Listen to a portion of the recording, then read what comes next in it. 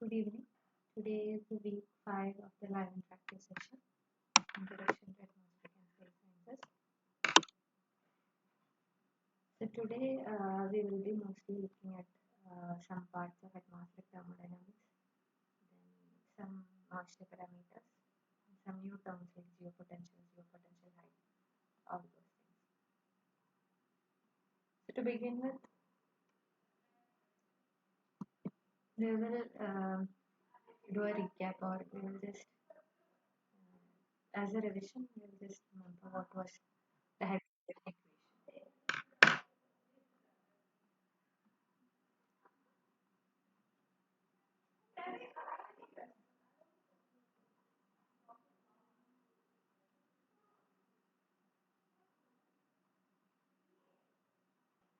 Yeah. So we'll start with the hydrostatic equation, which we learned in the previous classes. If you remember, hydrostatic equation, the balance between the pressure gradient force and the downward acting gravitational force. So suppose if there is a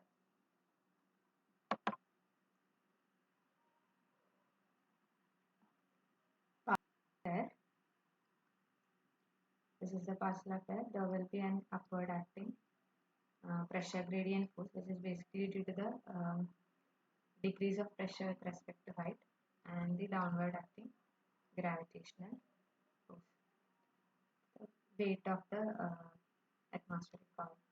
So if you remember, the statement of hydrostatic equation was dp by dz is equal to minus rho g, and if we integrate the equation, we will eventually get the pressure at height z is equal to integral z to infinity g rho dx, which is basically the weight of the air column above that level z. So F is equal to mg. Mass is basically density into volume. Density into volume. Density is equal to mass by volume. So mass is density into volume. So it is rho into V. But so, and where volume is basically area into the height. So here it is dz. So if we are considering unit cross-sectional area of the air column, it will be rho dz into g. So P of Z, or the pressure at height Z, is basically equal to the weight of the air in the vertical column of unit cross-section area lying above that level. So this is Z. The pressure at this level will basically be the weight of the air column above it. So that's what basically hydrostatic equation says. We have already learned this hydrostatic equation. So today we are going to learn a new term, which is basically known as a geopotential. So geopotential at any point in the Earth's surface is defined as the work that must be done against the Earth's gravitational field to raise a mass of 1 kg from sea level to that particular point. Suppose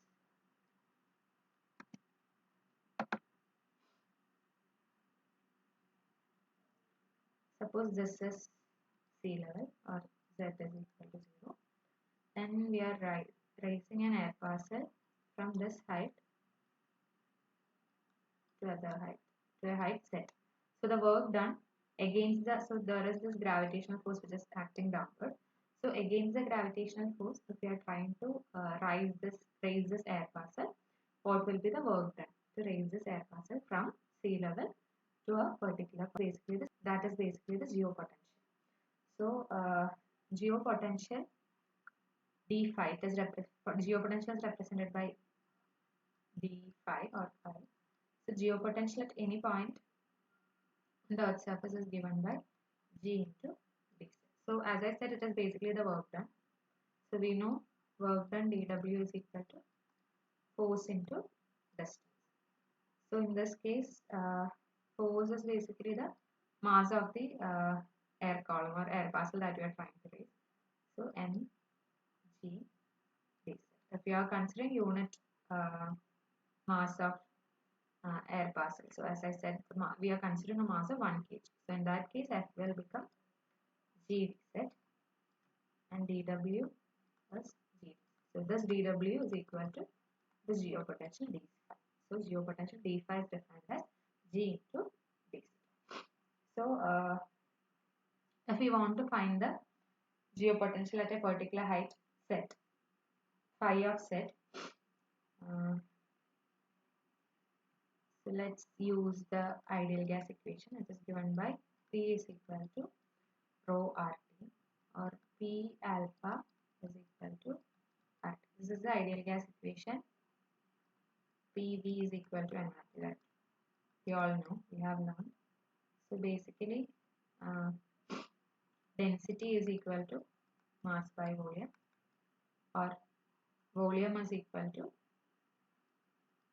mass by density. So this is basically, we need to substitute for volume.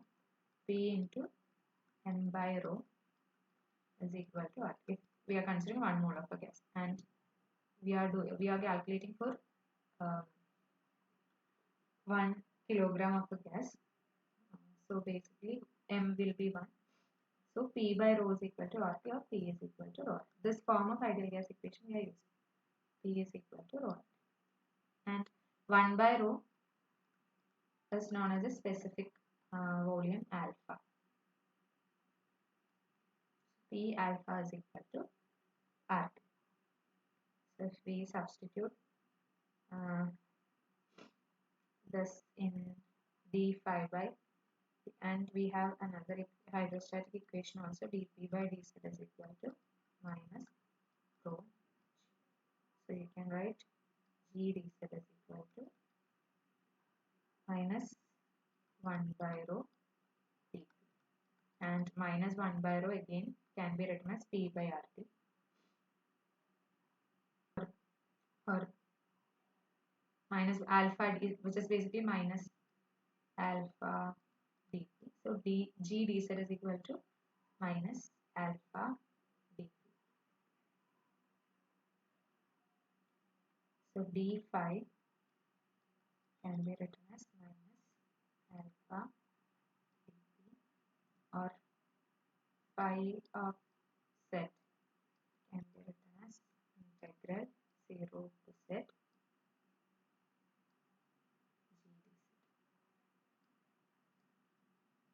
g dz. Or in terms of pressure, phi of set, or phi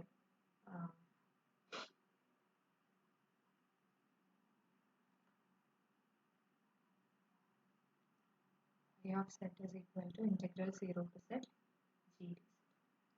This is the geopotential height, geopotential at height set. Phi of set is equal to integral 0 to set g dz. So geopotential is basically the work done against the Earth's gravitational field to raise a mass of 1 kilogram from sea level to that point. So d phi is given as g dz, and if we integrate it from 0 to z, we can write phi of z is equal to integral 0 to z g dz. Phi of 0, or the geopotential at sea level,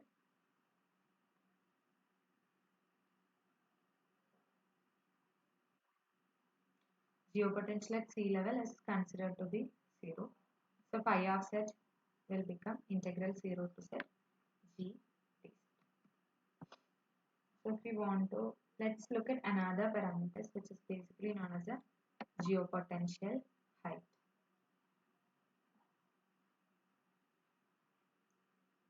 So we just learned d geopotential. This d phi is equal to g dz, or it can also be written as minus alpha dp in terms of pressure. And after integrating, we got phi of z is equal to integral 0 to z g dz. These are the two. Now let's look at another parameter, which is basically known as the geopotential height. Z. So geopotential height Z is defined as the geopotential at the altitude Z divided by G0, where G0 is the acceleration due to gravity, globally average acceleration due to gravity at the Earth's surface. So which can again be written as 1 by G0 integral 0 to Z G dz. So this G is basically the acceleration due to gravity at height Z. As we know, G0 will have one value at the surface, and as the height is increasing, the acceleration due to gravity changes. It is not constant. It is varying with respect to height. So in order to include the variation of G with respect to height, another quantity which is known as the geopotential height was introduced. So it basically includes the variation of acceleration due to gravity with respect to height. So 1 by G0. So instead of the actual height Z is the actual height that we generally say this much meter or this much meter. So geopotential height was introduced in order. This is also vertical coordinate, and it was basically introduced to include the variation of acceleration due to gravity with respect to height. And you know the value of G0, which is 9.81, and the geopotential height Z will become the actual height that what we generally use at G when G0 is approximately equal to G, which happens at the surface or at sea. At the sea level, or at Z is equal to 0, geopotential height is equal to the actual height, whatever we are talking about. G0 is approximately equal to G. As height changes, when we are considering the variation of G with respect to height, the geopotential height and the actual height will vary. So now let's look at what is geopotential thickness. So in the hydrostatic equation, we have dP by dz is equal to minus rho g. So the rho or the density of air is a quantity which is not generally measured. So when we are taking measurements and all, we generally measure the pressure. But density is a quantity, pressure, temperature, and all those things. Density is a quantity which is not generally measured. So in order to eliminate the quantity rho from the hydrostatic equation, we can use the ideal gas law. P is equal to rho RT. Rho is equal to RT by T. So basically we can write, so if we substitute in dP by dz, dP by dz is equal to minus RT by T into G. Instead of rho we can write RT by, sorry, rho is equal to P by R, not RT by P. Rho is equal to P by RT.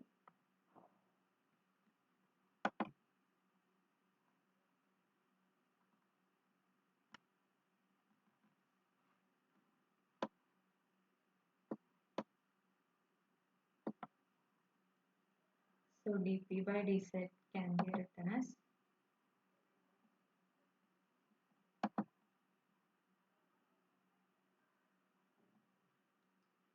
dP by dz can be written as P by RT into G. So dP by dz is equal to minus P by RT into G, or G dz is equal to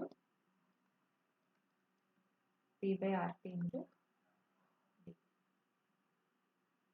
RT, if dz is coming here, RT by P into D minus RT by P D.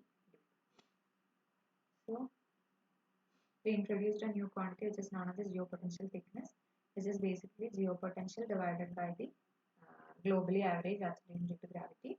So we are introducing vertical coordinates such as the geopotential height instead of the actual height in order to consider the variation of acceleration due to gravity with respect to height. We know G is not a constant.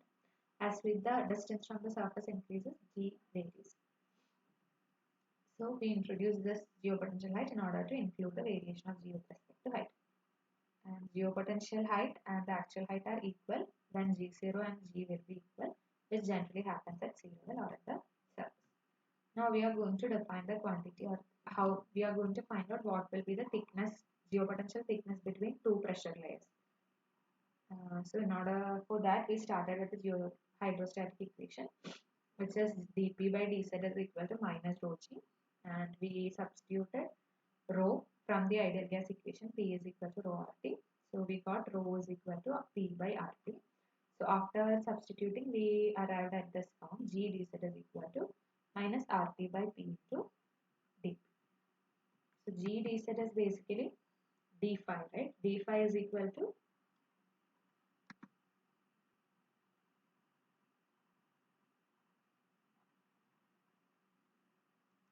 d phi is equal to G dz.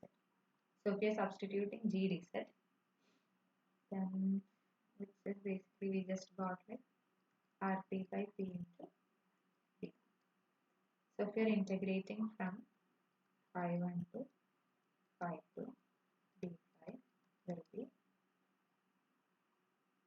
minus integral P1 to P2 RT by P d.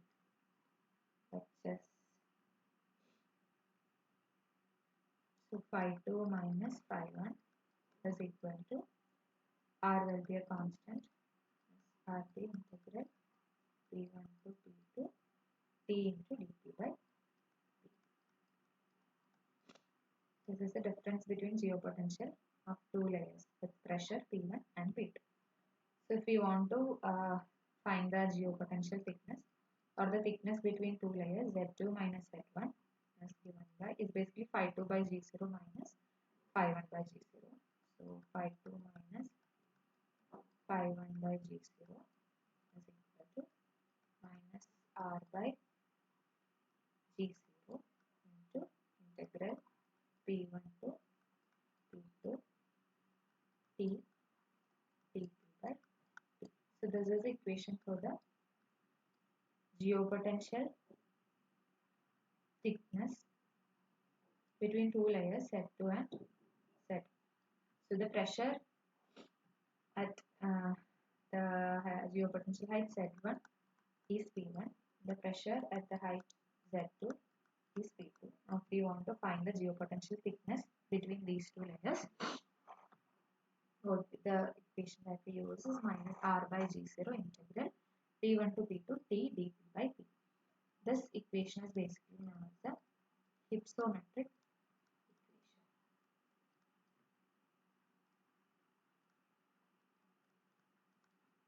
Okay, Z2 minus Z1 is equal to minus R by G0 T dP by P. Suppose consider that the atmosphere is isothermal. Isothermal means what will be constant? In an isothermal atmosphere, which quantity will be constant? Can you say?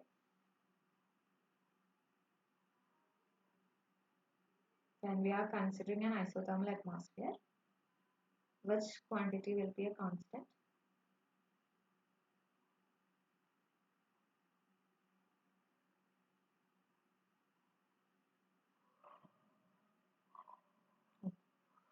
Generally, in an isothermal atmosphere, temperature will be constant.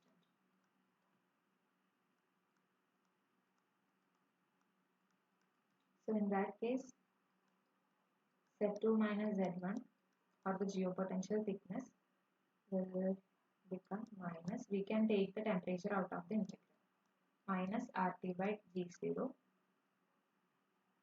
integral P1 to P2 dP by P becomes log P2 by P1. If we want to get rid of the minus sign, and write RT by G0 log P1 by P2. So the geopotential thickness Z2 minus Z1 is given by RT by G0 log P1 by P2 in case of a isothermal atmosphere. And from this equation, we can write P2 is equal P1 e raised to minus Z2 minus Z1 by h, where h or scale height is given by RT by G. This we have already discussed about how to calculate the scale height.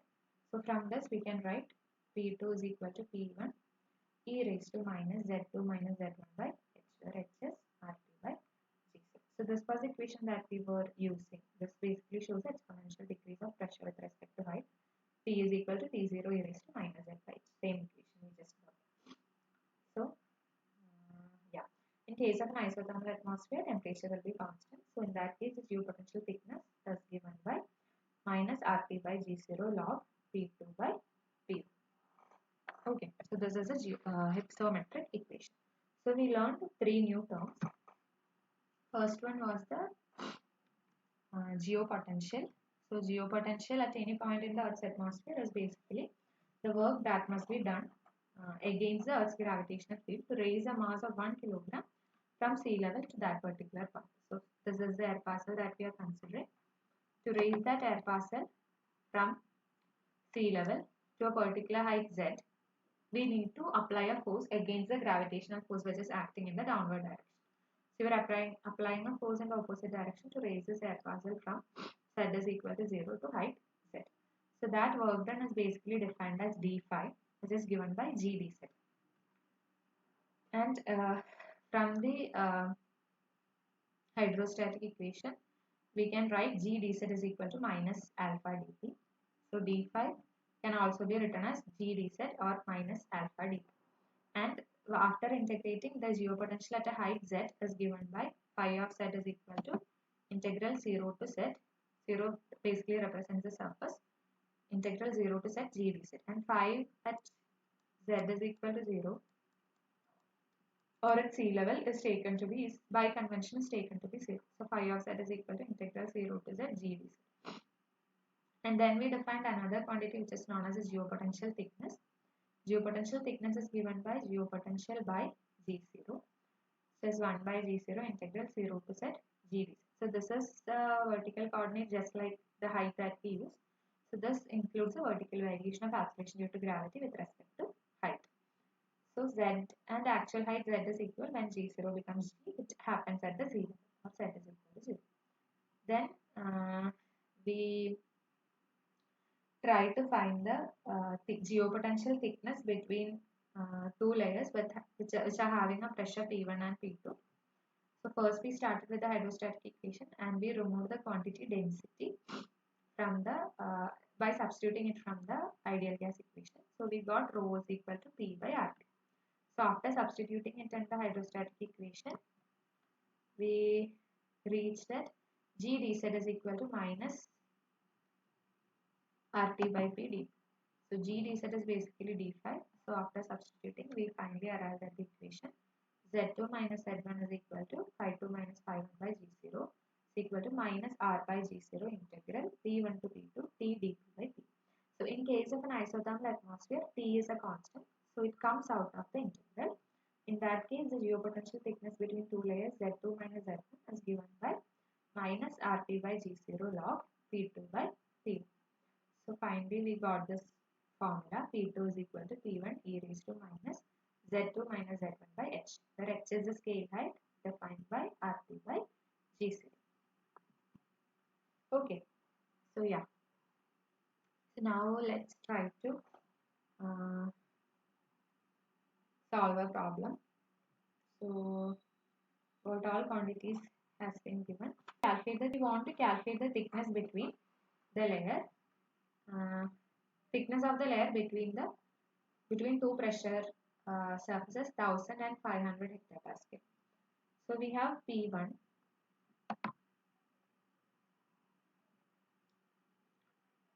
So we have P1 is equal to 1000 hectopascal. P2 is equal to 500 hectopascal. Mean temperature is given. T is equal to 15 degrees Celsius, which is basically 15 plus 273 is equal to 288 Kelvin. We have to find the thickness between the layer, that is Z2 minus Z1. We have to calculate. So we know, and temperature is given, which is a constant. So Z2 minus Z1 is equal to RT by G0 log. Without the minus sign, it will be P1 by P2. So R is basically the R which is used for 1 kilogram of air, not in terms of mole. So if we are using in terms of mole, the value of R is 8.314 joule Kelvin inverse mole inverse. So here we are considering in terms of kilograms, or 1 kilogram of mass we are considering. So in that case, the value of R will be 287 Kelvin inverse joule Kelvin inverse kilogram in SI units. When we are considering dry air, or when we are considering an air parcel, the value of R will have this R will have this value, which is 287. So after substituting, we'll get 287 into 88 divided by 9.8 into log P1 is 1000 by 500. Let's give you an answer. So 287 into 288 divided by 9.8, 860 into log 2, which this will be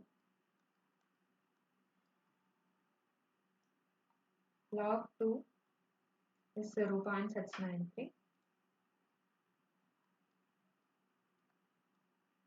So 860 into 0.693.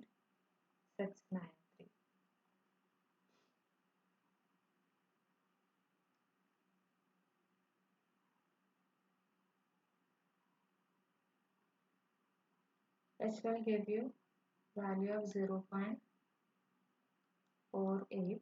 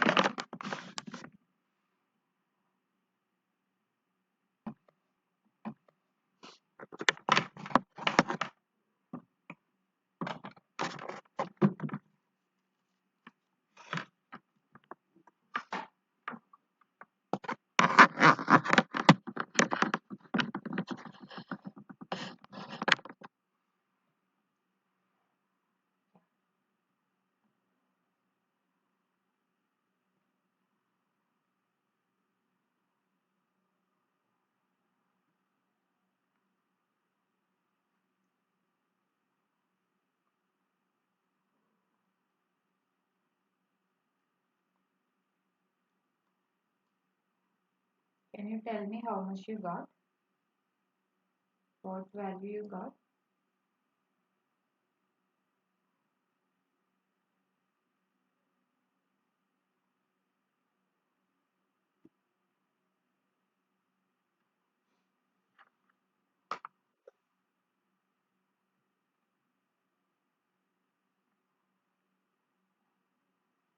Yes, 5846 meter.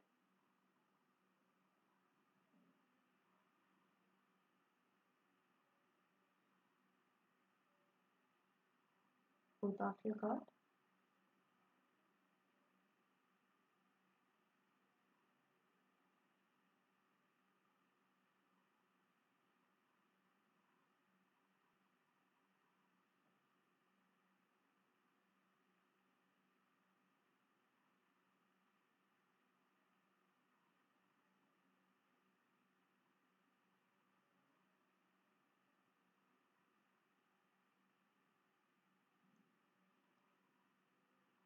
answer will be 5846.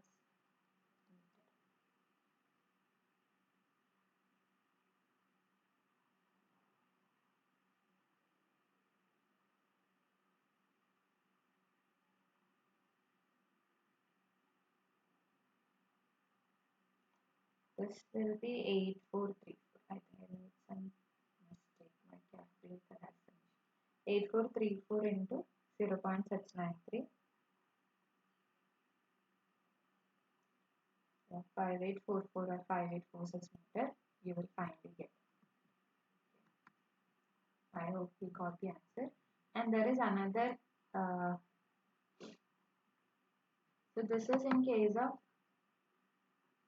So this is the thickness between the two pressure levels 1000 and 500 hectopascal when the temperature is 15 degrees Celsius. Now there is another question. Uh, so at another, so this is over the tropics basically. This geopotential thickness is given at the tropics. So suppose consider that if the temperature is minus 40 degrees Celsius, which is basically minus 40 plus 273.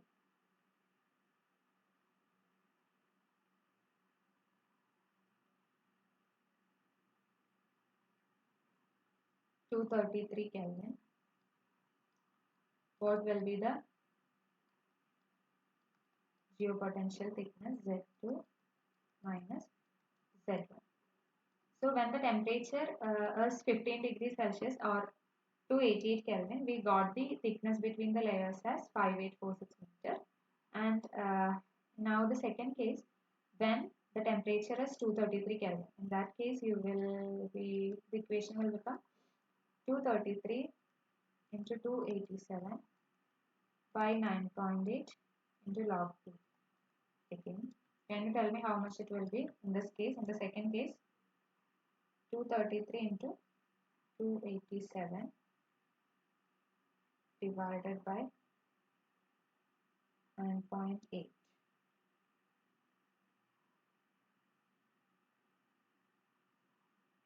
into log 2.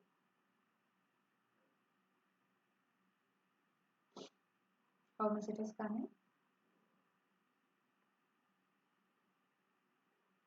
So in the second case,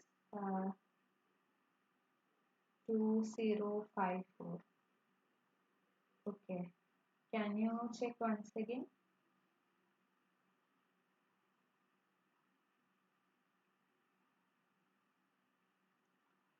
So 233 into 287 divided by 9.8 will give you 6823 into log 2.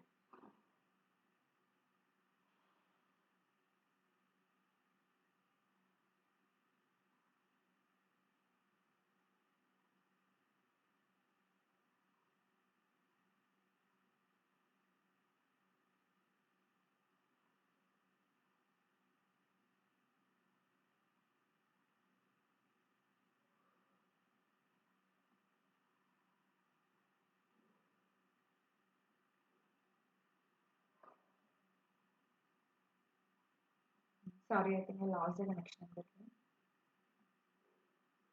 Okay, 4729. Yeah, that's correct. So you will be getting an answer of 4729 of 4730 meter. So it will be around 4730 meter.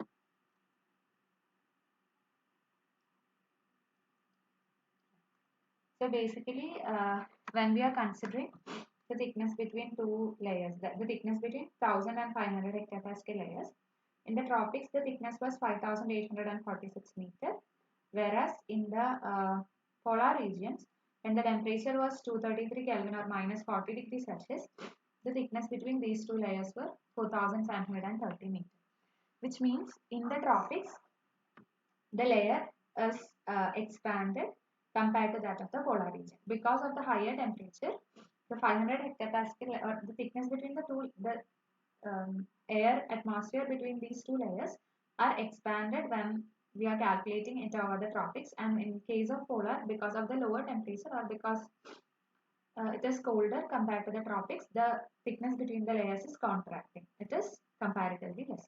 So that's why we are getting two different thickness. The layers are the same, right? So we are calculating the thickness between 1000 and 500 hectopascal in both cases. The thing that changed was the temperature. So when there is a higher temperature, the uh, vertical column of the air expands.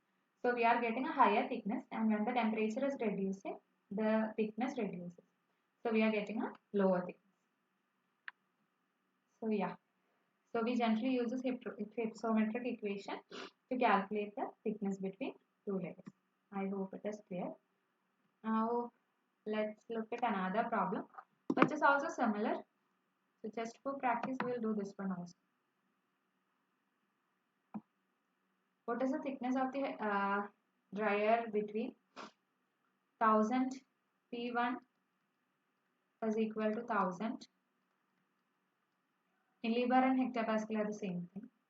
P2 is equal to 500 hectopascal having a mean temperature 5 degrees Celsius or 278 Kelvin. So again Z2 minus Z1 is equal to RT by G0 log T1 by T2. So the value of R is 287 into 278 by 9.8 into log 2. How much it will be? And the temperature is 5 degrees Celsius. It should come between these two. Like in the earlier problem, we considered to at a temperature of 15 and minus 14. This should come in between. How much it will be?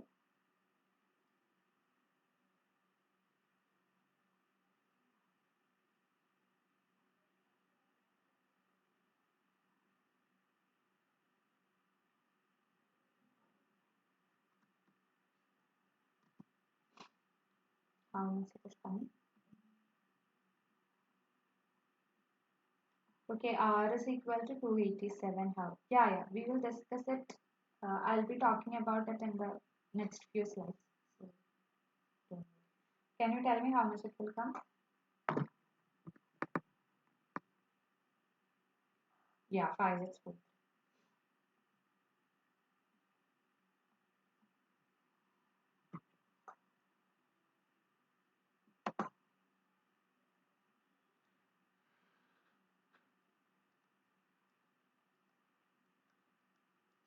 So when the temperature is higher, we are getting a more expanded thickness, or the thickness is more between the two layers.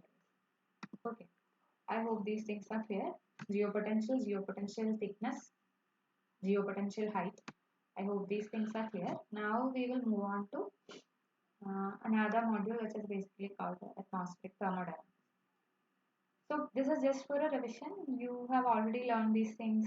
I think during our plus two and all we have already learned these gas laws, Paul's law, Charles law, Avogadro's law, all these things. So just for a revision. Uh, so in thermodynamics, some of the basic terminologies as a system. System is just a state of matter. It is defined using different variables such as pressure, volume, temperature.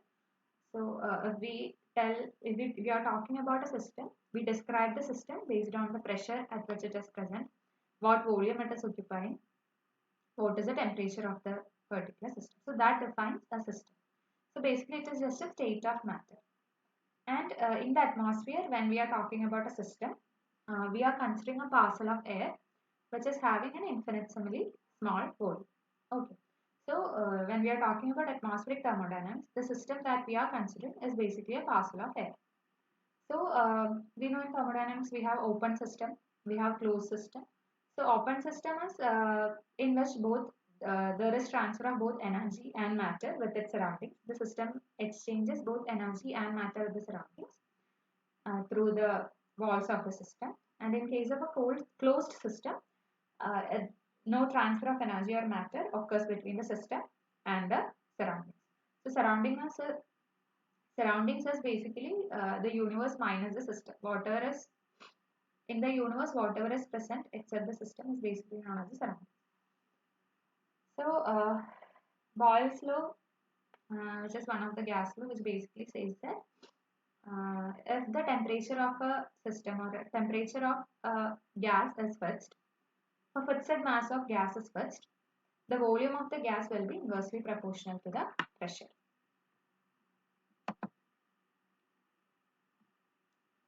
So it basically says that pressure is inversely proportional to volume.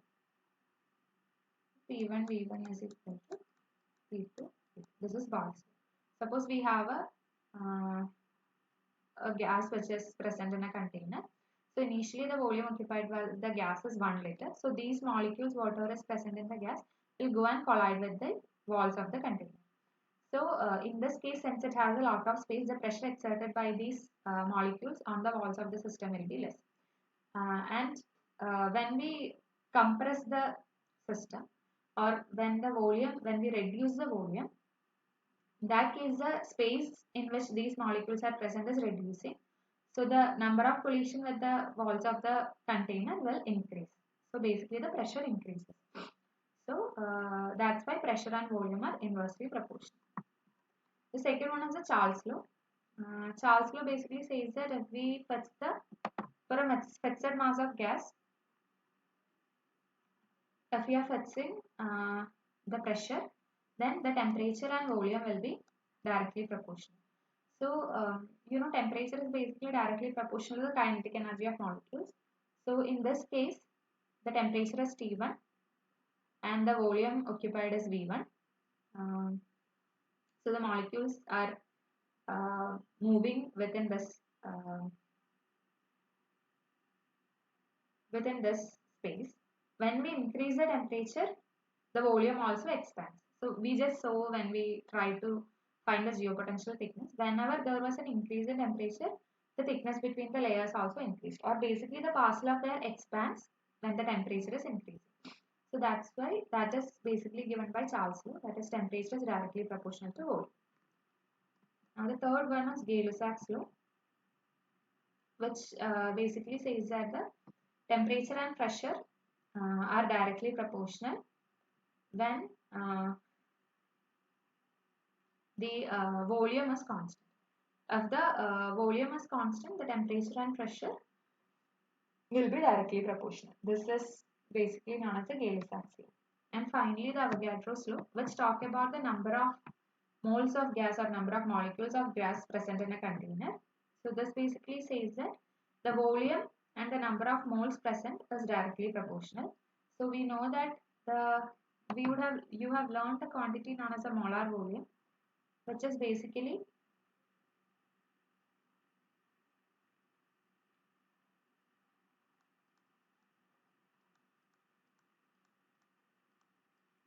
the volume occupied by 1 mole of any gas is known as a molar volume, which is 22.4 liter. And when we are considering 2 moles of any gas, the volume expands from 22.4 to 44.8 liters. This is basically the Avogadro's law. So we just learned Boyle's law. P is proportional to 1 by V.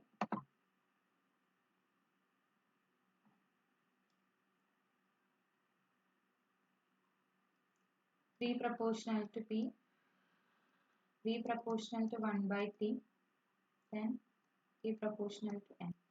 We can write P is equal to, or V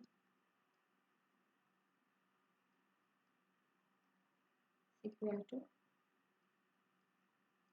RT by P. So PV is equal to RT, or PV is equal to nRT. What we have learned. That this is the equation that we are familiar with, or we have been using. So in this case, if we are considering 1 mole of any gas, then this will reduce to PV is equal to RT. N is the number of moles. So N is 1, PV is equal to RT. This R is known as the universal gas constant, and the value is 8.314 joule Kelvin inverse mole. So this equation comes when we are considering 1 mole of any gas. In that case, the value of R is 8.314 joule Kelvin inverse mole inverse.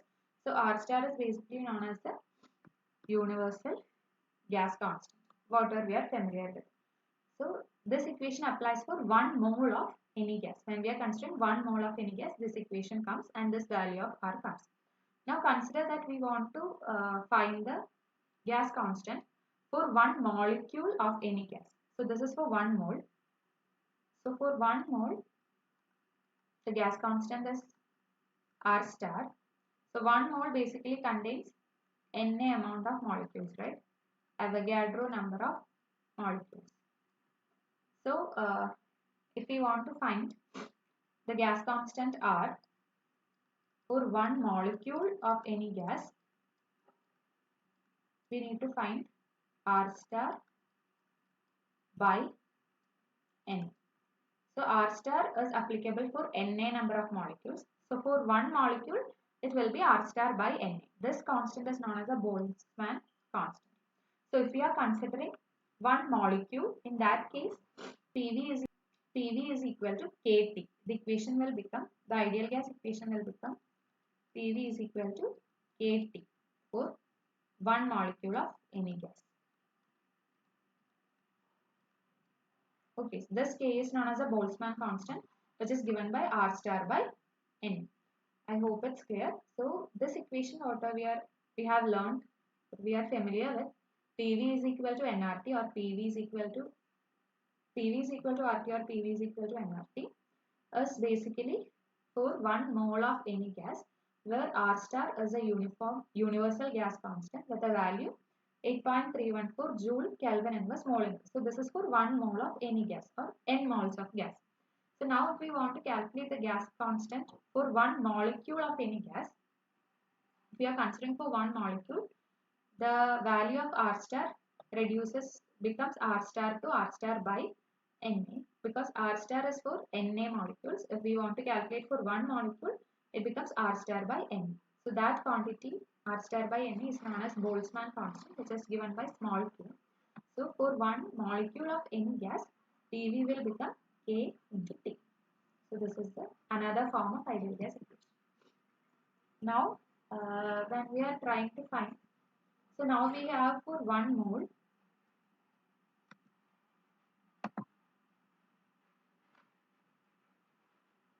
so for 1 mole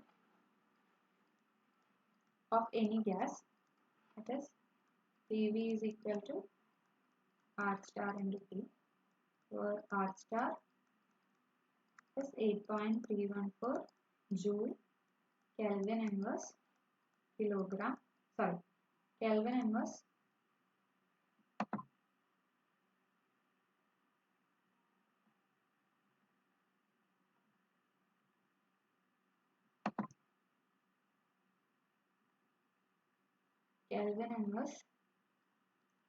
mole inverse. So and for 1 molecule,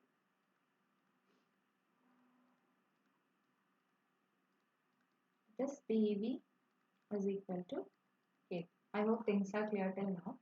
Now when we are combining the gas law in order to obtain for 1 kilogram of any gas. So we learned what is for 1 mole, what is for 1 molecule. Now we are trying to find what will be the gas constant for 1 kilogram of a gas. So in that case, PV will become mRT, where m is the mass of the gas. So the value of R basically depends on the particular gas under consideration. Suppose if we are considering 1 kilogram of a gas or 2 kilogram of a gas, what will be R? That is what we are going to find out. So suppose we are considering M is equal to 1 kilogram. In that case, PV will become RT, or P is equal to RT by V. 1 by V can be written as alpha. So P alpha is equal to RT.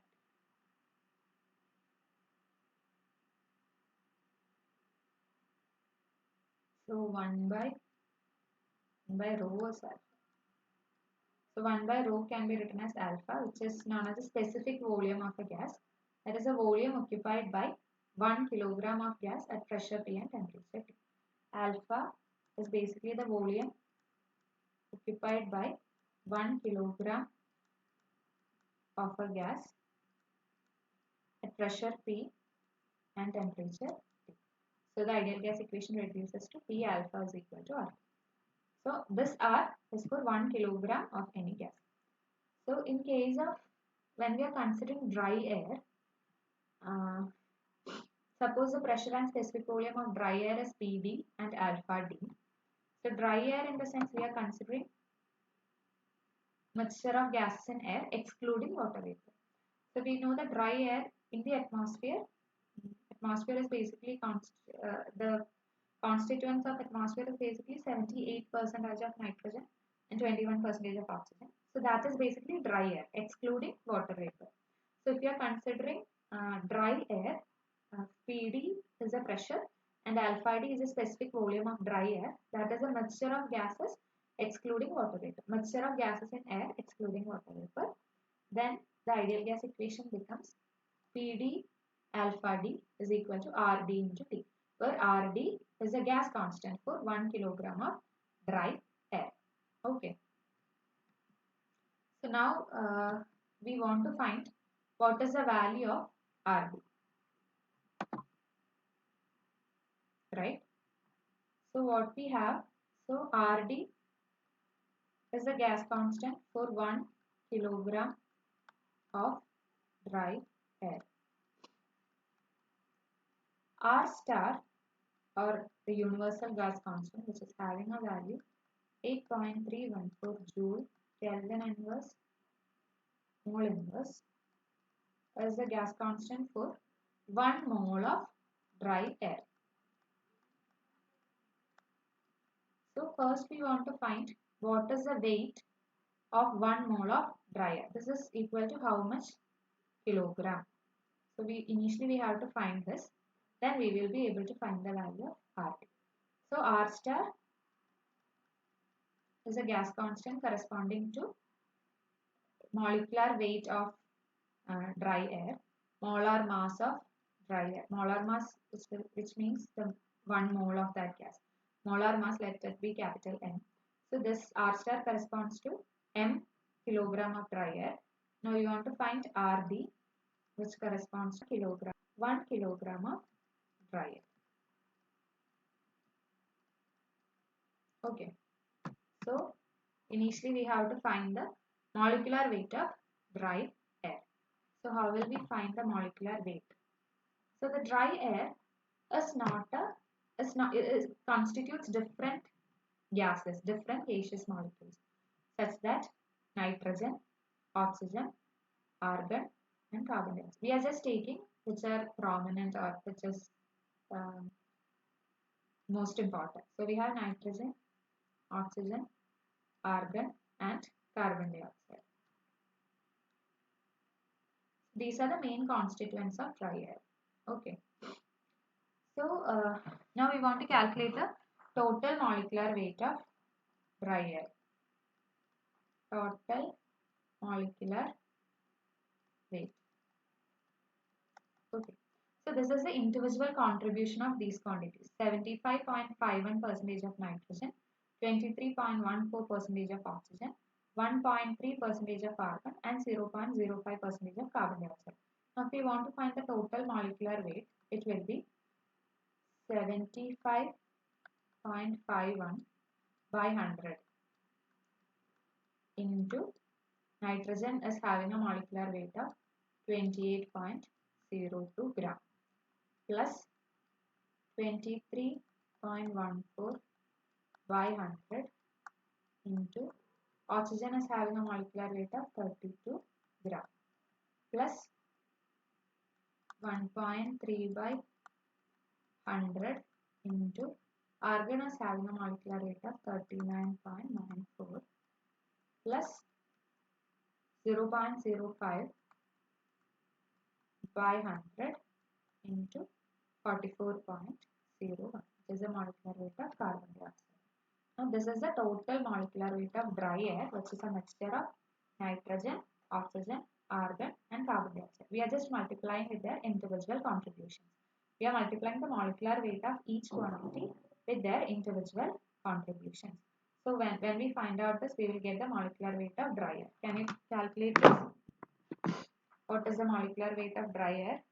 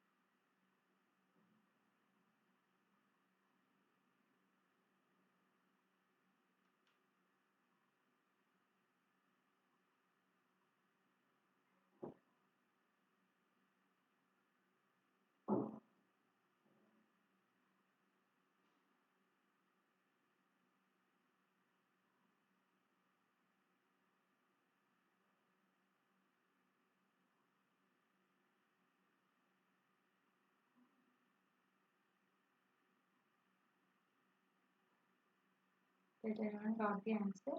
How much it will be? Molecular weight of dry air.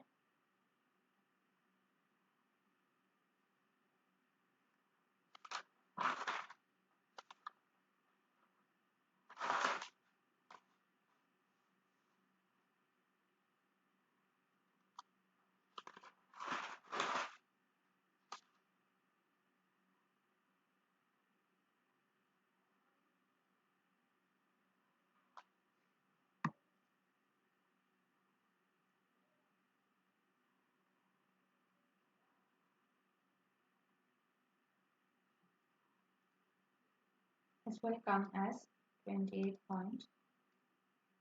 gram. This is the molecular weight of dry air, which is a mixture of different constituents such as nitrogen, oxygen, argon, carbon dioxide. So we know the individual contributions and we know the molecular weight of the individual quantities. So we calculated the total molecular weight of dry air. So uh, this is in gram basically. So if we want to convert it into kilogram, it will be 0.0289 kg into 1000 divided by 1000 basically. So this much kilogram of dry air. So R star or 8.314 corresponds to 0.0289 kilogram of dry air. Okay, now if we want to find RD, which corresponds to 1 kilogram of dry air, what we have to do? R star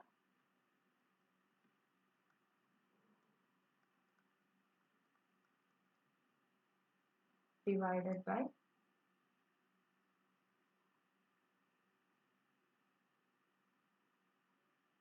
0.0289, which will become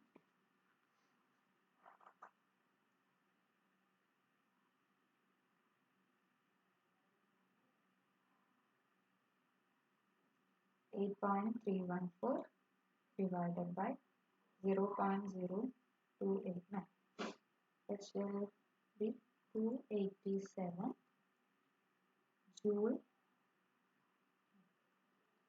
287 sorry joule Kelvin inverse kilogram. This is how we got that value of 287. I hope it is clear. 29.10, yeah, that is the molecular weight of dry air, approximately 29.10, 28.9, it will come around that. And once you find the molecular weight of dry air, that is basically corresponding to, so the R star value, whatever we are familiar with till now, as basically corresponds to 0.0289 kilogram or 28.9 gram of dry air. Now we want to calculate the R gas constant for 1 kilogram of dry air. In that case, RD will become R star by 0.0289. It will be 287 joule Kelvin inverse kilogram. So this is in kilogram inverse. The R star 8.314 was of the unit joule Kelvin inverse mole inverse. I hope it is clear how the value of RD came. Okay. Do you want to explain it again or is it clear?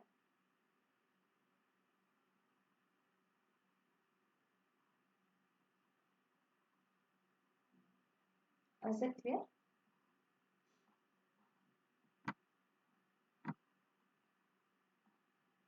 Jiva, is it clear?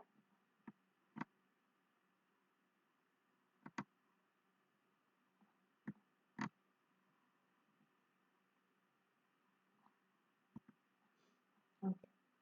I hope it's clear how the value of 287 came. Now let's do just to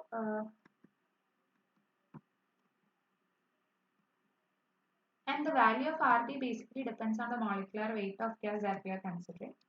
In this case, so R star is universal gas constant. For any gas that we are considering, that value won't change. It will be 8.314. But the value of RD, when we are defining it based on the mass of the gas under consideration, in that case, it will depend on the molecular weight of the gas that we are considering. So in case of dry air, the value is 287. When we change the gas that we are considering, the value also changes. It is not constant for all gases, but in case of R star, it was constant for all gases. So now consider the atmosphere. Consider an atmosphere which is having 79% of nitrogen and 21% of oxygen. How can we calculate the molecular weight or M star of this mixture of gases? Can someone tell me how can we calculate the molecular weight of this mixture of gases? Now we have 79% nitrogen and 21% oxygen. How to calculate the molecular weight?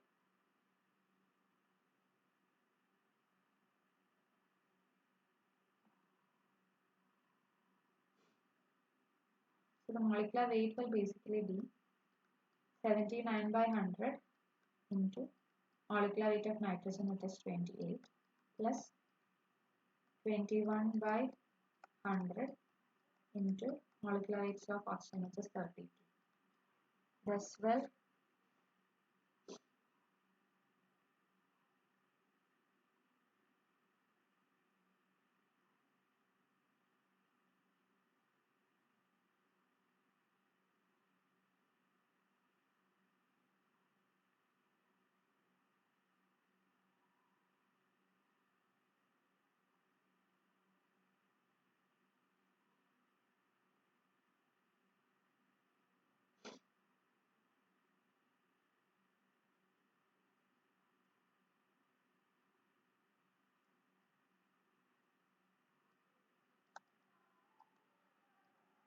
This will come to be around 28.84 gram. I just correct me if I am doing anything wrong. I think the answer is 28.84 gram. Yeah. Okay. Thanks. So it will come as 28.84 gram. So this is how you calculate the molecular weight of a mixture of gases. And in this case, what will be the value of R? Can you tell me? So in this case, what will be the value of R? which is the volume occupied by 1 kilogram of this gas. Sorry, gas constant corresponding to 1 kilogram of this particular gas. In this gas, R will be R star divided by 0.02884, which will be 8.314 joule Kelvin inverse mole inverse divided by 0.0288.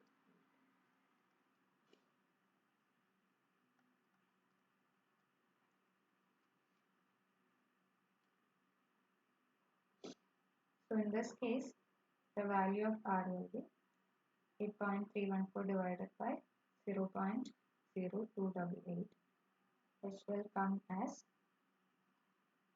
288 joule Kelvin inverse kilogram.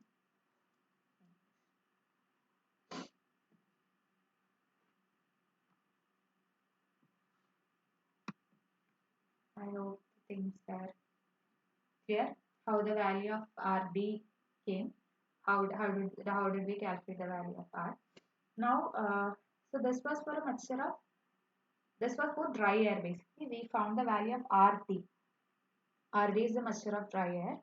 Now we want to calculate the value of, now consider the ideal gas equation. We are applying the ideal gas equation for water vapor. So in the earlier case, uh, when I described dry air, I told that it is a mixture of gases excluding water vapor. So we didn't consider water vapor. Now if we are considering the ideal gas equation for water vapor, in that case P alpha is equal to RV into T. R with the subscript V, which corresponds to water vapor.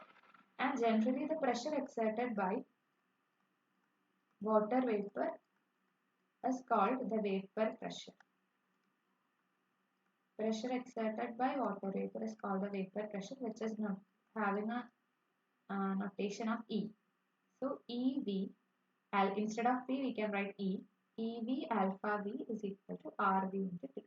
So V subscript shows basically water vapor. Now we are defining the ideal gas equation for water vapor. So in that case, EV alpha V is equal to RV into T. So E is the pressure exerted by water vapor, which is basically known as vapor pressure and denoted by E. Alpha is the specific quantity. So now we want to calculate RV. RV won't be equal to RV because in this case the molecular weight again changed. So in this case we want to find the molecular weight of water vapor, H2O. What is the molecular weight of water vapor? It will be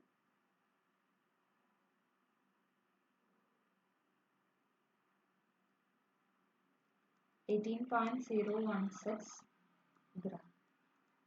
So RV will become R star by 0.018016, which will have a value of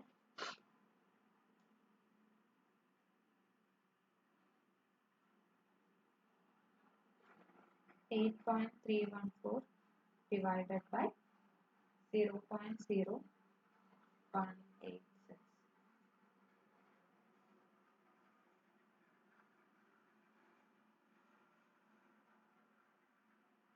0.018016, right? 8.314 divided by 0.018016, which will have a value of 461 joule Kelvin inverse kilogram. This is the value of RV, or the specific gas constant for water vapor. So this is a specific gas constant for water vapor. When we are considering water vapor, we should use the gas constant 461 joule Kelvin inverse kilogram. And the gas under, if the gas under consideration is dry air, we have the value of R as 287. So this is the ideal gas equation for water vapor. I hope it is clear. Now let's try to do another problem. So suppose at 0 degree Celsius, the density of the dry air alone is 1.275 kilogram per meter cube. So what has been given? I hope the things are clear. We found the value of RB. We found the value of RB. So the specific gas constant for 1 kilogram of any gas depends upon the gas which is under consideration. So we have to divide the universal gas constant or the gas constant corresponding to 1 mole of any gas divided by the molecular weight of the gas that we are considering, R star by molecular weight. So in case of dry air, we obtained the value of R as 287. And in case of water vapor, we obtain the value of R as 461. So now we will move on to this problem. So if at 0 degrees Celsius, so temperature is given as 0 degrees Celsius or 273 Kelvin. The density of dry air is rho D. Density is rho. Let's use the subscript D to show that it is corresponding to dry air. So it is 1.275 kilogram per meter cube. And the density of water vapor, let it be rho V, is 4.770 into 10 raised to minus 3 kilogram per meter cube. The density of water vapor is very much less than the density of dry air. Density of dry air is having a higher density. What is the total pressure? P is equal to PD, which is the pressure exerted by the dry air, plus E, which is the pressure exerted by water vapor. So we have a mixture of dry air and water vapor. So let PD be the pressure exerted by dry air and E be the pressure exerted by water vapor. According to Dalton's law of partial pressures, the total pressure exerted by a gas is equal to the sum of the pressure exerted by the individual gases. So the total pressure P will be PD plus E. Okay, so we want to calculate P basically. So we can use the ideal gas equation. So P is equal to, let's find PD first. PD is equal to rho D RD into T. Rho in case of dry, sorry, it is D. Dry air is given as 1.275 into the value of RD. In case of dry air, the value of R we found it as 287 into 0 degrees Celsius is 273 Kelvin. Can you tell me how much it is? The pressure exerted by dry air at temperature 0 degrees Celsius. So that will be 1.275 into 287 into 273. Did anyone get?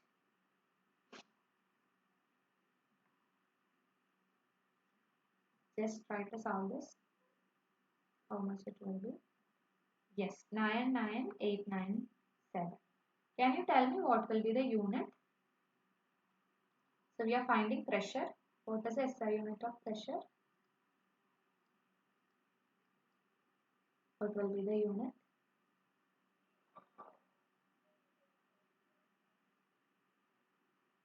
Yeah. The unit of pressure, SI unit of pressure is Pascal. Pascal. But in atmosphere, we generally represent the values in terms of hectopascal. So 998.97 hectopascal. Okay.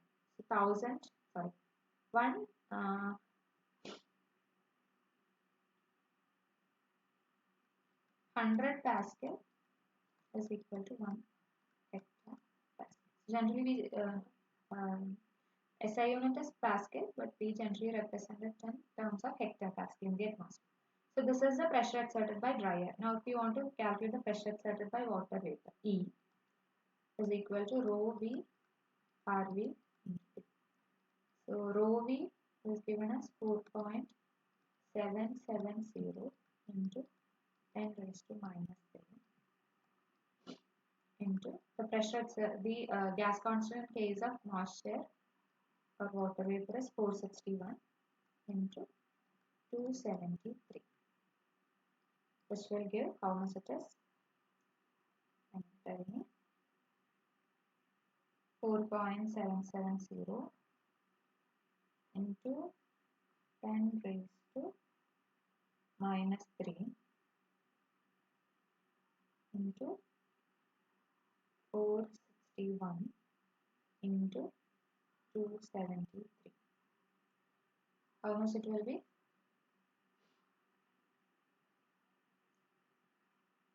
How much shall be the pressure exerted by water vapor?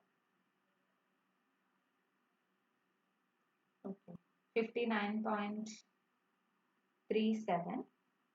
It's always better to represent it in, you should give the unit when we are telling a quantity. So without the unit, it will be difficult to understand what you are actually referring to. So, and it changes also with respect to. So if you are telling a value of 600 or 599, the value is basically in Pascal. So if you are telling in hectopascal, the value will be 6 hectopascal. So this is the pressure exerted by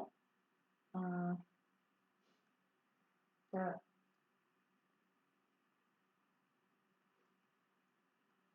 pressure exerted by the vapor. Now in order to find the total pressure, which is PD plus E, will be 998.97 plus 6, which will be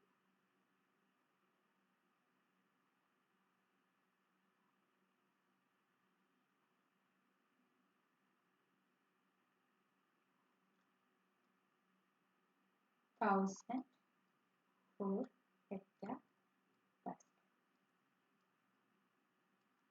So this will be the, I hope you got. Yeah. Total pressure will be 1004 hectopascal. Okay, great. So now we know from where did the value of 287 came. So when we are considering 1 kilogram of any gas, we have to use the value of RT. We have to calculate it based on the molecular weight of the gas that we are considering. It changes when we are considering dry air and when we are considering vapor. So this is very much difficult, right? We have to remember two values of R. So it would have been nice if we have to, if we can focus on, if we can use a single constant, just one value of R. So in order to that, what we can do is, in the ideal gas equation, which is P is equal to rho RT, instead of the actual temperature T, we can introduce another fictitious temperature, which is known as the virtual temperature, which accounts for the change in molecular weight of the of moisture when we are considering. So we have one gas constant for dry air and one gas constant for water vapor. And when we are considering moisture, which is a combination of dry air and water vapor, the molecular weight of moisture changes with respect to how much amount of water vapor is present. So if the amount of water vapor present in dry air is 2%, it will have one molecular weight and one gas constant. And if the amount of water vapor present in moisture is 3%, again we have to find the what is the molecular weight of moisture and what will be the gas constant. So in order to avoid this different gas constant for each constitution of moisture, and to retain the gas constant for dry air, a new fictitious temperature called as the virtual temperature was introduced. So virtual temperature is basically the temperature that dry air would have, or dry air would need to attain in order to have the same density as the moisture at the same pressure. So we have a parcel of dry air and we have a parcel of moisture. So we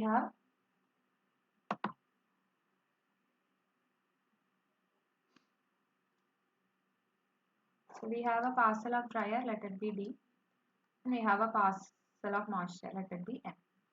Okay, so this is a combination of dry air plus water vapor.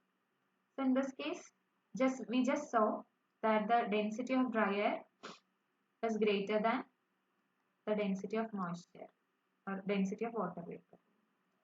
So these two are having different densities. So virtual temperature is basically the temperature that the dry air would attain to have the same density as a moisture. So basically, if we reduce the density of dry air or reduce the temperature of dry air such that it have the same density as that of the moisture, that temperature is basically known as a virtual temperature. So if we want to reduce the density of dry air, we have to increase the temperature. So by increasing the temperature of dry air, we are reducing its density, and at some particular temperature, the density of dry air and the density of moisture will become equal. Pressure has to be constant. We are not changing the pressure. We are only changing the temperature. So that temperature is basically known as a virtual temperature, and it will always be greater than the actual temperature, since the density of is greater than the density of moisture. Okay. So what was it?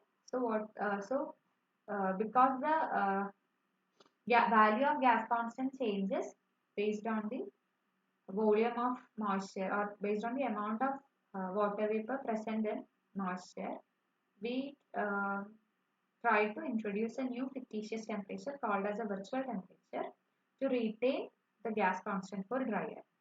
So in that case, the virtual temperature is the temperature that the dry air would have if it is having the same density as the moisture at the same pressure. Pressure is same. So we increase the temperature of dry air, keep on increasing. The density will go down, density will decrease, and at some particular temperature, density of dry air will be equal to density of moisture. That temperature is known as the virtual temperature, and it is given as PV equal to T by 1 by E by P into 1 minus epsilon. Epsilon is basically RD by RB. That is the gas constant for dry air by the gas constant of R, gas constant for vapor. So it will be basically 287 by 461, which will have a value of 0.62. Epsilon is having a value of 0.62.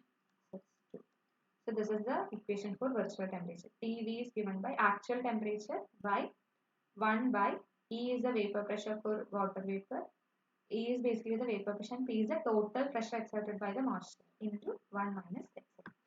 This is the value for virtual temperature. So when we are writing the ideal gas equation for moisture, we can write P is equal to rho m, density of moisture, into RD into PV, where P is the virtual temperature. So in order to retain RD, we are introducing a fictitious temperature, virtual temperature. Okay. And this will be always greater than the actual temperature, because we have to raise the temperature of dry air in order to decrease its density and make it equal to that of the moisture. Okay, so that is virtual temperature, and this is the equation of ideal gas equation for moisture. R rho m, which is the density of moisture, into RD, the gas constant for dry air, and the virtual temperature.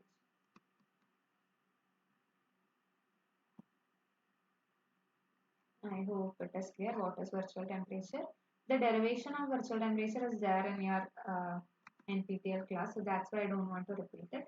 So you can go through it, and so you will get an idea how this thing came. How did you obtain this equation? Just be clear with the concept that it is the temperature that the dry air would have if the density of the dry air is equal to the density of the moisture. So since with the moisture is having a lower density, in order to make the density of both dry air and moisture equal, we have to increase the temperature of dry air. As we increase, the density of the dry air will keep on decreasing, and at some particular temperature, the density of dry air and moisture will become equal. That temperature is basically known as a virtual temperature, and the value will be greater than actual temperature. And the equation we already told, TV is equal to T by 1 minus E by P into 1 minus epsilon.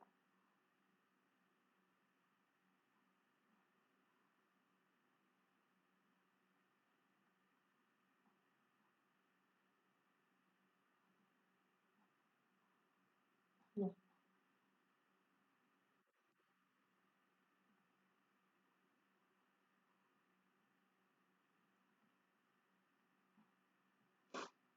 Now,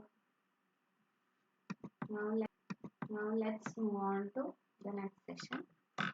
It's just basically uh, the first law of thermodynamics and all those things. So basically, you're already familiar with these things. I just want to have a kind of so so basically the first law of thermodynamics is a law of conservation of energy. That is, if we are supplying an energy Q or a heat Q to a system, the energy will be converted into the internal energy and the work done by the system. So Q is the heat that we are supplying, U is the internal energy of the system, and W is the work done by the system. Internal energy is basically the microscopic potential and kinetic energy of the system. So by potential energy, it is basically increase in potential energy means it is trying to uh, increase the intermolecular distance or to overcome the intermolecular force of attraction. That is the increase in potential energy. And increase in kinetic energy of the system of the molecules means there will be an increase in temperature. So the combination of the microscopic potential and microscopic kinetic energy is the internal energy, and the work done is the work done by the system. So Q is equal to U plus W. If we are writing in differential form, it will be dQ is equal to du plus dW. So the work done is basically the pressure volume work. So dW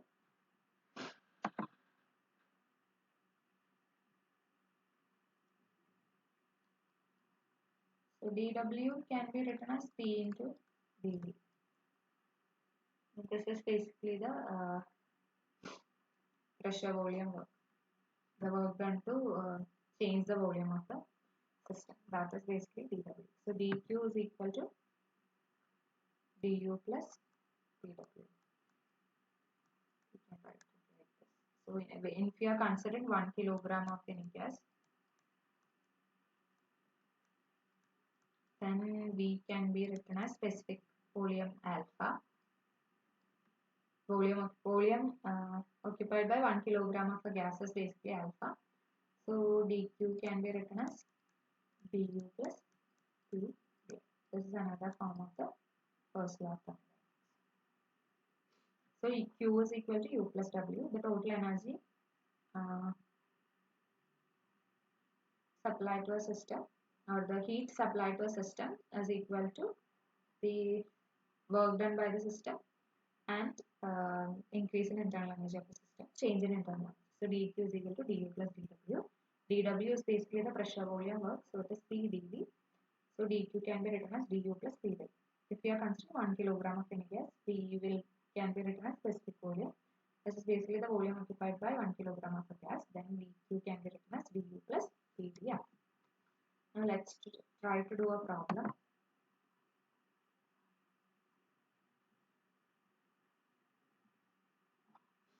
Calculate the work done in compressing dry air of 2 kilogram isothermally to half of its initial volume. So we have to calculate dW. So dW is basically P into dV. So V1 is equal to isothermally to half of its initial volume. V2 is equal to V1 by 2. This much of quantities are given. So it is compression basically. The work done is compression. The volume is decreasing. So from PV is equal to nRT or PV is equal to, if we are using M, let's use this RD, M RD into T. M is given as 2 kilo. RD we know was 287.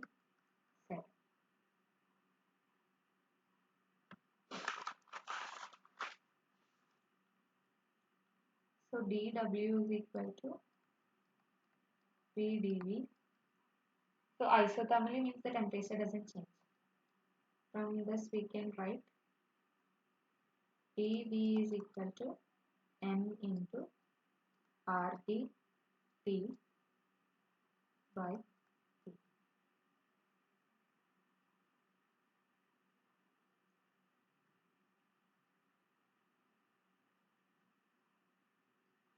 So dw can be written as uh, instead of p we can write, okay, we will substitute v from ideal gas equation, which will be mRdT by P.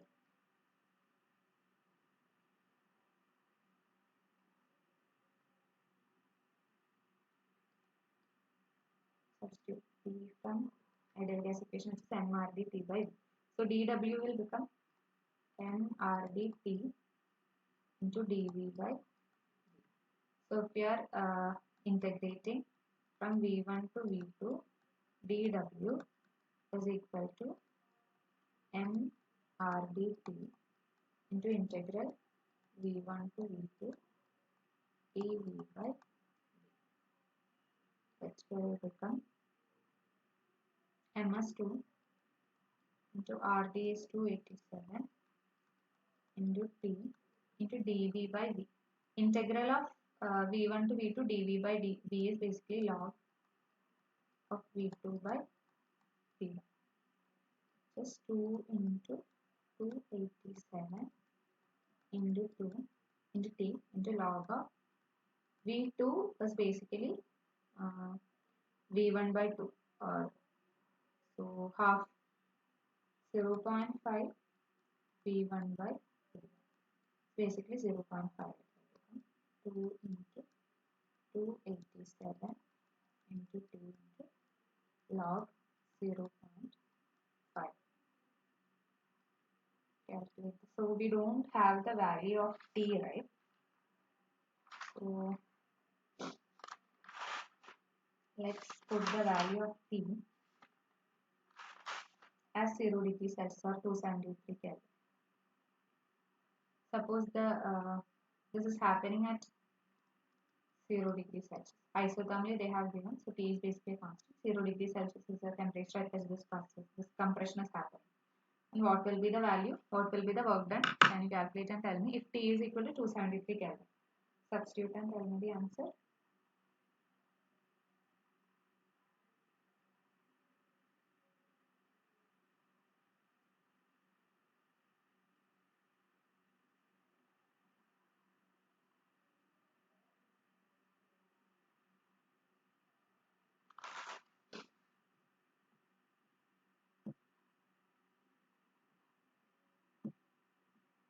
Can you tell me the answer? If I am doing some mistake, please correct me. I have done it correctly. Can you tell me what will be the answer? What will be the work done?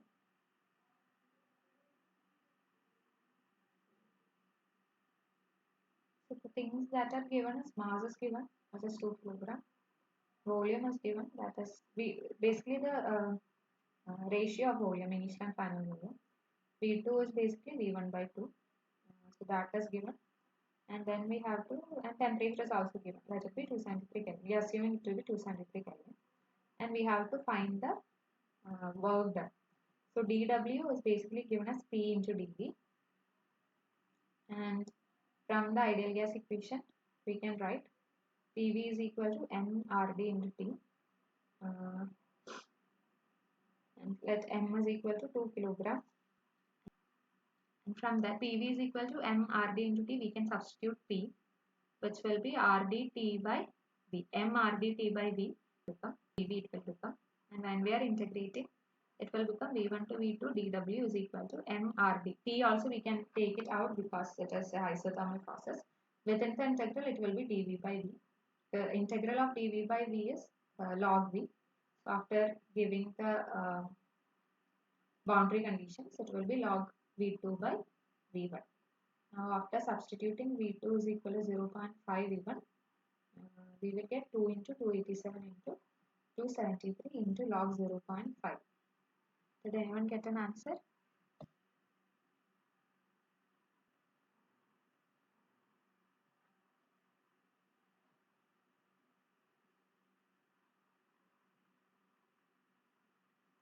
So this will basically be minus 108,617.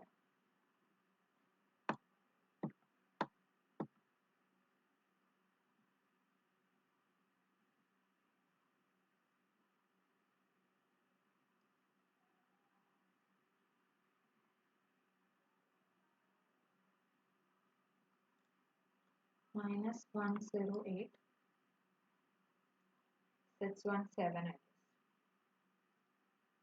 Minus 108,617 joule you will get finally. I think it is correct, or it will be 1086 kilojoule. Sorry, 1008 kilojoule. Yeah, okay. So I have done it right. So it will be minus 108,617 joule. This will be the answer. It is negative because the work done is compression. The system is compressing from initial volume V1, it is becoming half. So since it is compression, that's why the work done is negative. And if it is expansion, the work done will be positive. So that's how we calculated the work done. So yeah. Now, so we just learned what is the first law of thermodynamics, which is dq is equal to du plus dw. Now there are different forms of the thermodynamic equation. So we can represent the thermodynamic equation in terms of the specific uh, gas constant at specific heat at constant volume, specific heat at constant pressure. So suppose a small quantity of heat dq is given to a unit mass of material, and as a consequence the temperature of the system changes from T to T plus D. So dq heat have been given to a system. So when we supply this heat, the temperature of the system increase from T to T plus D without any change in the phase of the material. So the ratio dq by dt is known as the specific heat of the material without a change in phase. The temperature increase is happening without a change in phase. So basically the specific heat of any gas is the quantity of heat required to increase the temperature of unit mass of gas by 1 degree. To increase the temperature of a gas by 1 degree, how much heat we should give to the system. That is basically given by specific heat.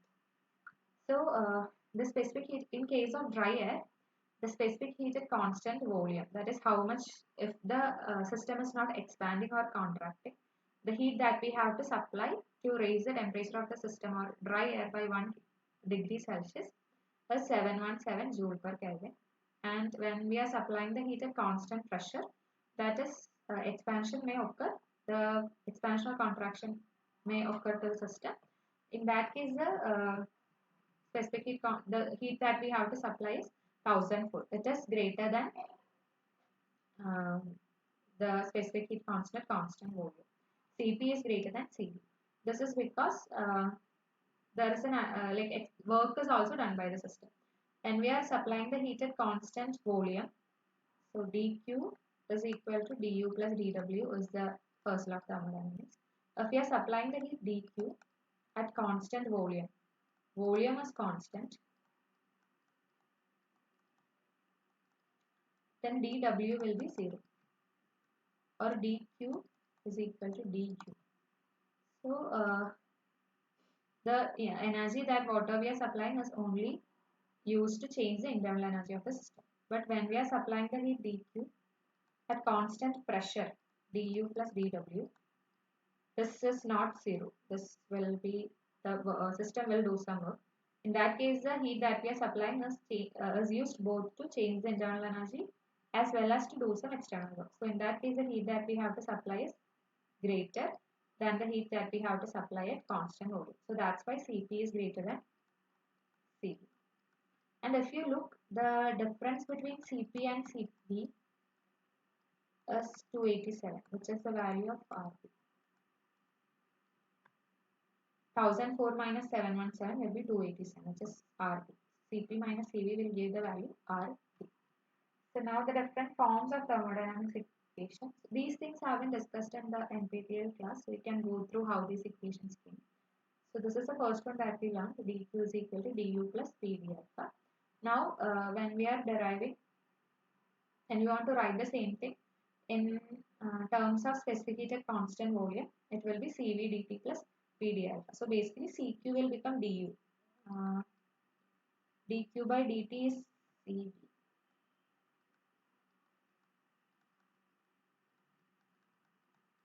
So dq is equal to Cv dt.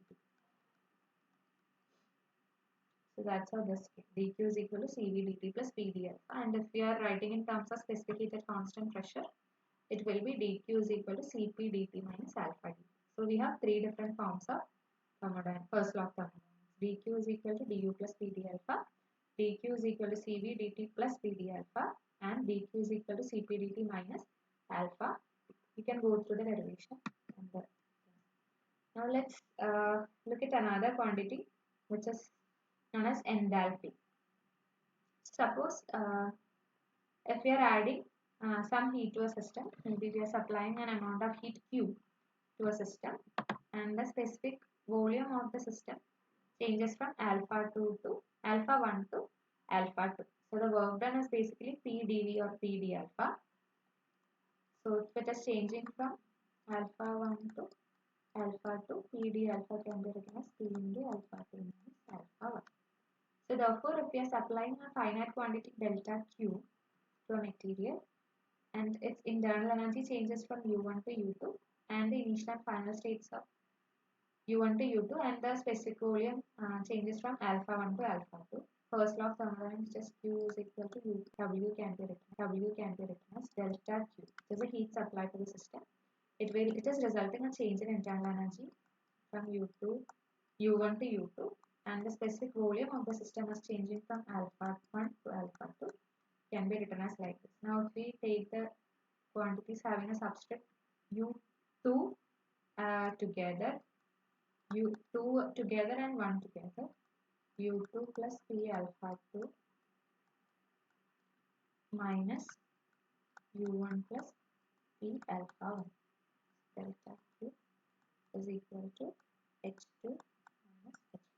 The quantity U plus P alpha is known as the enthalpy of the system. This is the enthalpy of the system. So we learned two new terms. One is a specific heat, which is dQ by dt, and another is the enthalpy H, which is U plus P alpha. Okay. Now if we differentiate the equation, that is H is equal to U plus P alpha, it will become dH is equal to du plus P of P alpha. So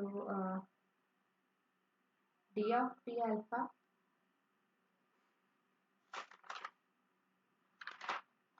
we know the first law of thermodynamics is dQ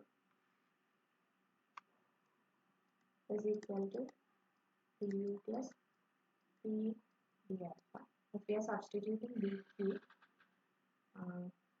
from the du from the first law of thermodynamics, du will become dQ minus P d alpha. dH can be written as du plus d of P alpha is P d alpha plus alpha dt. Substituting du from this, get dH is equal to dQ minus P d alpha plus P d alpha plus alpha dt.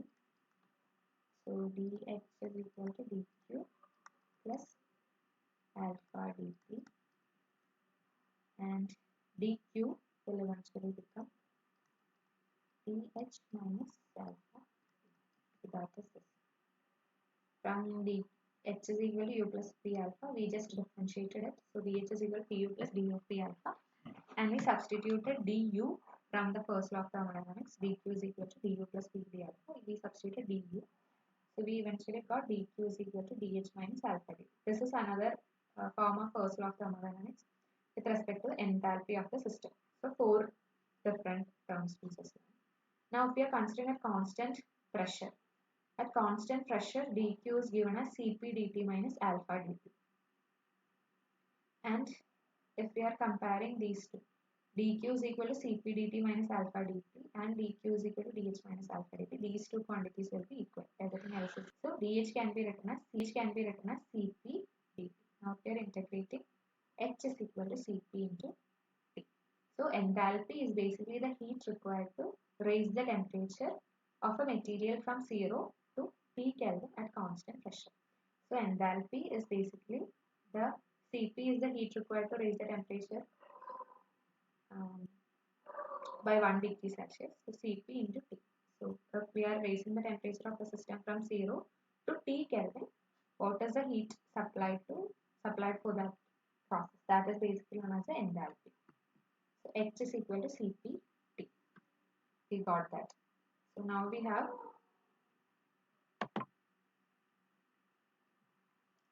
enthalpy is equal to Cp into T. Okay. So now we are considering the geopotential equation that what is geopotential that we learned. So in that case, d phi is equal to g dz is equal to minus alpha d. This one we got from the hydrostatic equation. I hope you remember. So dq can be written as dh minus alpha d. This is what we got. So this can be written as dq is equal to dh plus g dz. Right? So dq is dh plus d phi, or dq can be written as d of h plus phi equal to d of cpt plus phi. This quantity h plus phi is known as the dry static energy of an air parcel. Dry static energy of an air parcel. In adiabatic processes, adiabatic in the sense no heat enters or leaves the system. In that case, dq will be 0. So d of h plus phi will also be 0. So h plus phi will be a constant. So generally when we are considering atmospheric motions, we consider that the air parcel, whatever processes are happening in the air parcel when it is rising in the atmosphere or when it is subsiding in the atmosphere, in all these cases the processes to be adiabatic. Generally when we consider all the processes to be adiabatic when we are considering processes related to an air parcel. So basically what it means is that the dry static energy of an air parcel is a constant when we are when neither heat enters or leaves the system. If dq is equal to 0, or if we are considering an adiabatic process, then the dry static energy of an air parcel will be constant. Dry static energy is given by h plus phi. So we learned what is the first law of thermodynamics. dq is equal to du plus dw, which is the first form. Then we learned what it will be if we are considering constant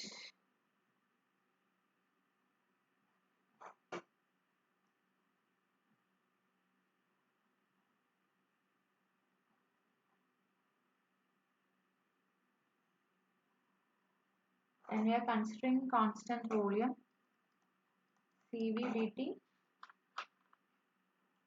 plus Pd alpha. Cv dt plus Pd alpha.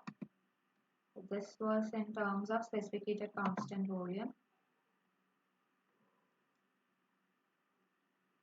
Pd alpha. Then dq in terms of constant pressure. Cp specific heat volume at constant pressure minus alpha dq. And in terms of enthalpy, we learned it to be dh minus alpha. So these are the different forms of the first law of thermodynamics. We also learned what is dry static energy. So basically what is an adiabatic process? So adiabatic process is when a material undergoes a change in its physical state, which is basically defined by the pressure, volume or temperature of the system, without any heat being added or withdrawn from it. The changes are said to be adiabatic.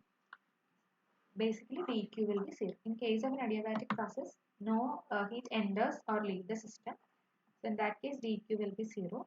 In case of an adiabatic process, dq will be 0. So if we are considering, so du will be basically minus TdL.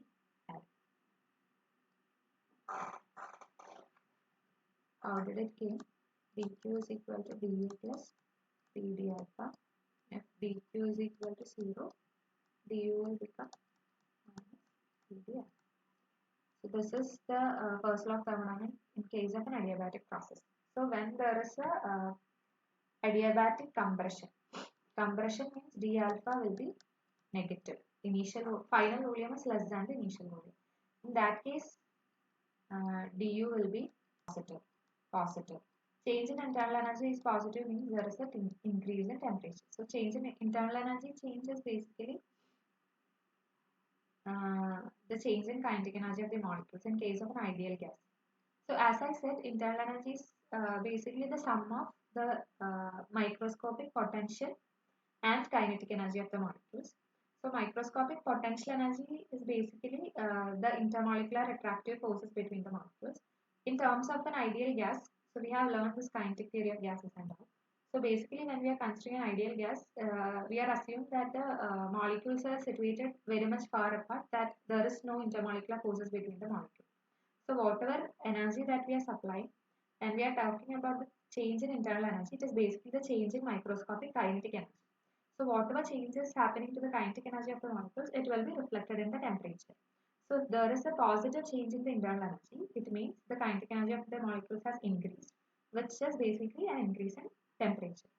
Now if we are considering adiabatic expansion, which means d alpha is positive, in that case du also will be negative, which means the temperature is decreasing. So in case of an adiabatic compression, du is positive, so temperature is increasing. Whereas in case of an adiabatic expansion, temperature is decreasing. du is negative and temperature decreases. So that is adiabatic process. So when we are considering air parcel, so generally when we are talking about atmosphere, the system that we are considering will be an air parcel which is having an infinitesimal volume of air, and whatever atmospheric motions or air parcel movement that are happening in the atmosphere, we consider that it is basically the exchange of macroscopic air parcel. We generally consider the macro scale air parcels as macro scale things only. That we don't consider the mixing of gases or anything. We consider it as a air parcel as the specific quantity. We don't consider the mixing of gases or anything like that. We just consider the exchange of macro scale air parcels. And the parcel is thermally insulated from its environment. So when one parcel is moving in the atmosphere, we consider that it is thermally insulated from the environment. So the whatever changes, temperature changes that is happening to the parcel will be adiabatic. So no heat enters or leaves the system. Whatever is happening in the temperature change that is happening in the parcel will be basically adiabatic change. And the air parcel will always remain at the same pressure as that of the environment. And the parcel is always assumed to be in hydrostatic equilibrium. That is dp by dz is equal to minus rho g. This always holds true for the parcel. And the parcel moves slow enough that the microscopic kinetic energy of the parcel is a negligible fraction of its total energy. We don't consider the macroscopic kinetic energy of the parcel because it is moving very slowly. So these are the basic assumptions when we are considering an air parcel or some particular or movements in the atmosphere. Okay, now let's find out what will be the rate of change of temperature when a parcel of air is moving in the atmosphere. So we have a parcel of air.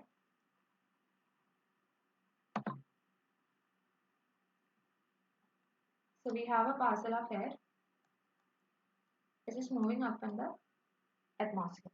So how the temperature of the parcel will change?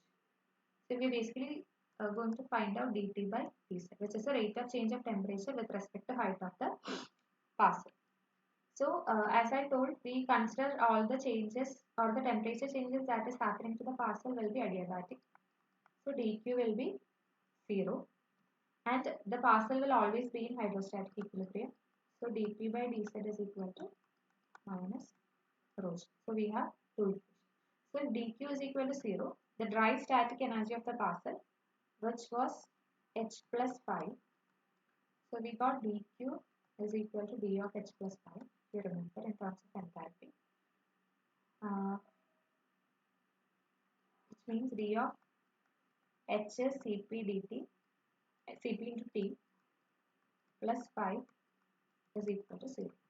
Which means cp t plus 5 is equal to 0. Sorry, is equal to d of cp t plus 5 is equal to 0. Now, if we are different, cp dt plus d5 is equal to 0. Right. Now, if we are we want to find dt by dz basically. So if we are dividing it by dz, we get cp into dt by dz plus d5 by dz is equal to 0. cp dt by dz plus d5 by dz is equal to 0, or cp dt by dz is equal to minus d5 by dz, which implies, so d5 is g dz, if you guys remember, which means cp dt by dz is equal to minus g dz by dz. d5 is the geopotential which is given by g dz, so it will be, so we will get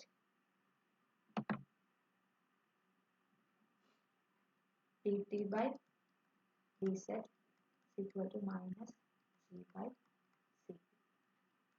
This is the dry adiabatic Lap rate for the atmosphere. So what we did basically, we want to find dt by dz is equal to question mark. So basically the atmosphere water process is happening as adiabatic.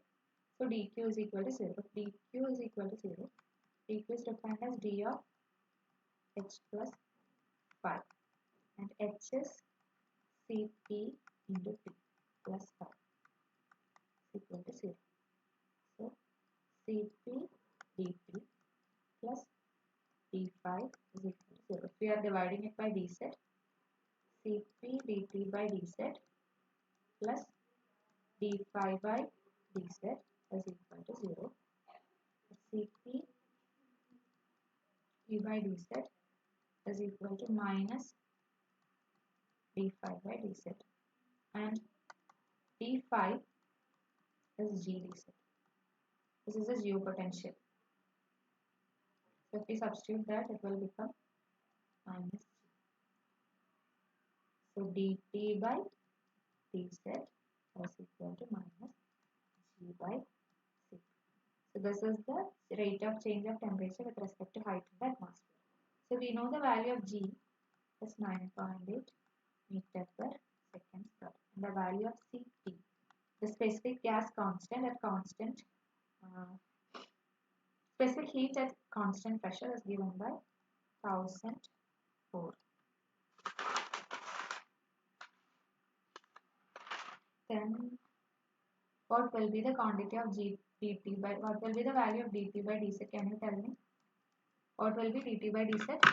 G is 9.8 and cp is 1004.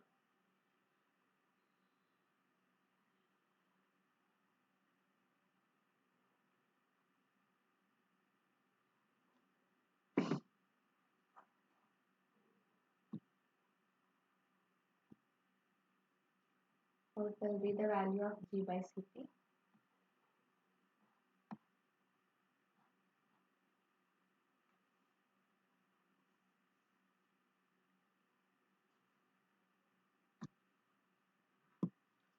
Basically, you will get a value equal to, I'll write it here,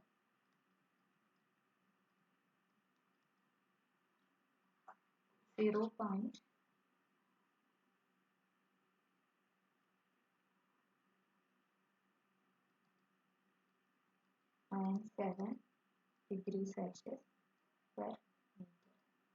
Kelvin, degrees Celsius or Kelvin per meter, which will be 9.7 Kelvin per kilometer. This is how the temperature decreases with respect to height in the atmosphere. This is known as a dry adiabatic lapse rate of DALR of the atmosphere. So DALR of the atmosphere, DALR,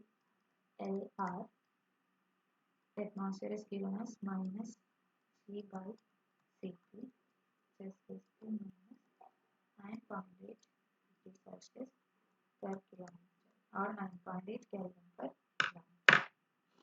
This is the dry adiabatic lapse rate of the atmosphere. And we will stop here. It's already